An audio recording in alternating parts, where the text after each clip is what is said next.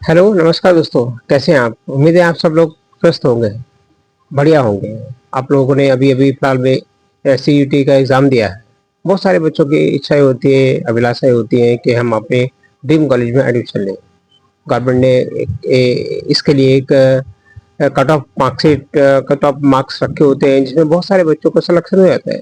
Government के पास चूंकि एक सिलेक्शन के लिए चुनिंदा सीटें होती हैं, कुछ ही एक सीटें होती हैं जिसके अंदर जितनी सीटें होती हैं उतने ही बच्चों का एडमिशन हो पाता है।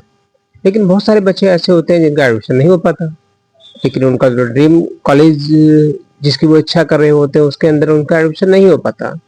तो इसके लिए इसके बाद उन बच्चों को क्या करना चाहिए? क्या ऐसे बच्चों को निराश होना चाहिए? बिल्कुल नहीं। ऐसे बच्चों को बिल्कुल निराश नहीं होना चाहिए। अगर बाय द वे किसी कारणवश उनका एग्जाम क्लियर नहीं हो पाता है, तो इसके कारण ये नहीं है कि अपने आप को बिल्कुल निराश कर लो, या फिर इधर उधर सब कुछ उम्मीद ही छोड़ दो कि अब तो सब कुछ खत्म हो गया, जब मेरा एक साल खत्म हो गया। नहीं, ना आपका एक साल बर्बाद हुआ है, ना ही खत्म हुआ है, ना ही आपको उम्मीद खोने की जरूरत है। हमारे पास गवर्नमेंट के हिसाब से बहुत सारी पॉलिसियां हैं, बहुत सारी नीतियां हैं, जिसकी वजह से हम अपने और भी आगे जाके बहुत कुछ कर सकते हैं। सबसे पहली और जरूरी इंफॉर्मेशन मैं आपको ये दे दूं कि अगर आपका एग्जाम क्लियर नहीं हो रहा है तो आपके पास और भी ऑप्शन है। इसके अंदर सबसे बड़ा ऑप्शन हमारे पास में आता है ओपन लर्निंग का।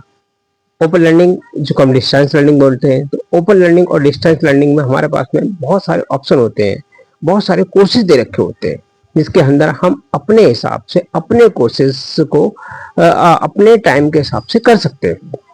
इसके अंदर से आपको बहुत सारे बेनिफिट मिलते हैं। एक तो आपको कहीं जाने की आवश्यकता नहीं होती है।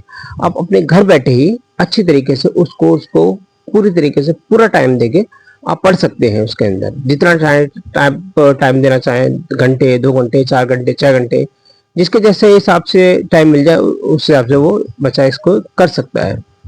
दूसरे इसके अंदर जो डब्ल्यू कॉलेज के अंदर जो हमारी फीस वगैरह होती है, उसके हिसाब से यहाँ पर आपको फीस कम देनी पड़ती है। इसका ये भी फायदा होता है। तो इससे क्या होगा कि यदि हमारे पास फीस भी हम कम दे रहे हैं, टाइम भी हमारा कम लग रहा है, और हम घर पे बैठ के यदि इस काम को कर रहे हैं, उसी कोर्स को कर रहे हैं जो हम रेगुलर कॉलेज के अंदर करना चाहते थे, वो यदि हम घर बैठ के ही कर लें, तो इससे क्या होगा, हम अपने पेरेंट्स का भी हेल्प कर सकते हैं, पेरेंट्स की भी मदद कर सकते हैं। हम कहीं ना कहीं छोटी मोटी 2 घंटे की, 4 घंटे की हाफ टाइम जॉब कर सकते हैं, जिससे कि हम खुद अपना जो अपनी फीस है, हम अपने पैरों पर खड़े होकर अपनी फीस को जमा कर सकते हैं। इससे क्या होगा, हमारे अंदर एक सेल्फ कॉन्फिडेंस आता है। हमें आगे जाके नौकरी की इतनी आवश्यकता नहीं होता, क्योंकि जब तक हम अपना कोर्स कंप्लीट करेंगे तब तक हम कहीं ना कहीं एक ऐसे स्थिति के अंदर होंगे कि हम अपने आप जो है अपने सब कुछ कोर्सेज को हैंडल कर सकेंगे। हमारे पास अनुभव होगा, जॉब का अनुभव होगा, और हमारे पास जो है एक बहुत बड़े जो है कहीं ना कहीं स्किल को सीख जाएंगे।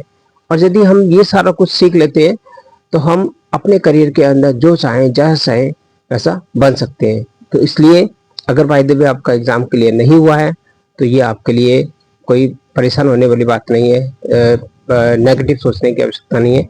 ये भी आप इसको एक बहुत बड़ी अपॉर्चुनिटी समझ सकते हैं। एक अपॉर्चुनिटी समझ के इसको काम करेंगे तो निश्चित रूप से जीवन में आपको बहुत बड़ी सफलता मिलेगी।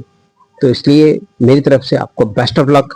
और अगर आपका एग्जाम नहीं क्लियर होता है तो भी आपको डरने की जरूरत नहीं है। अब इसके लिए आपको डबल बेस्ट ऑफ लक, क्योंकि आपको ईश्वर ने बहुत अच्छा, आपके लिए बहुत अच्छा सोच रखा है।